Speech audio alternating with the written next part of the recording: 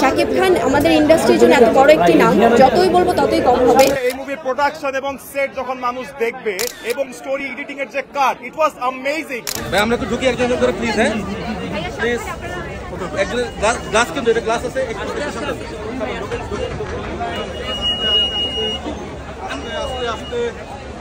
শাকিব খান আমাদের ইন্ডাস্ট্রির জন্য এত বড় একটি নাম, যতই বলবো ততই কম হবে। উনি বরাবরই ওনার সিনেমা দিয়ে প্রমাণ দিয়েছেন যে উনি কতটা ভালোবাসার মানুষ, বাংলার মানুষের কাছে উনি কতটা প্রিয়। যেভাবে সবগুলো শো ভালো যাচ্ছে,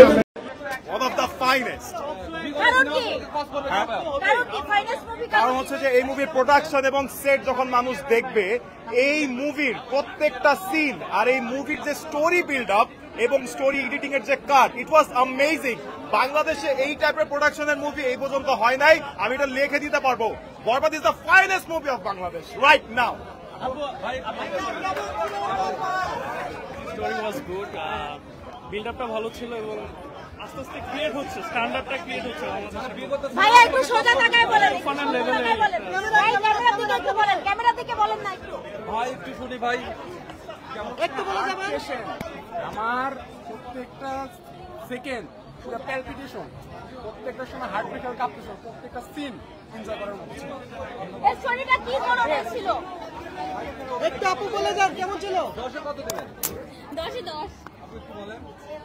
আচ্ছা, এই স্টোরিটা কি ছিল? স্টোরি একটা ফিমেল ক্যারেক্টার উপর বেস ছিল। ভাই মেয়েরিয়া সঙ্গে একটা new gem of industry, new আচ্ছা, জেম কি ধরনের গল্প দেখিয়েছে? ফাটাফাটি গল্প। গল্প টুইস্টটা বলেন, গল্পের টুইস্টটা বলে যান। আমি বলতে পারবো না। আপু একটু শুনি সিনেমাটি কেমন ছিল? আপু একটু মিডিল আছে, একটু মিডিল আছে। কেমন লেগেছে? হ্যাঁ, ভালো লাগছে। লাস্টে নায়িকাটার রাওয়ালি বেটার ছিল। গল্পটা কেমন ছিল? স্টোরিটা সুন্দর ছিল। আর সাকিব ভাইয়ের অভিনয়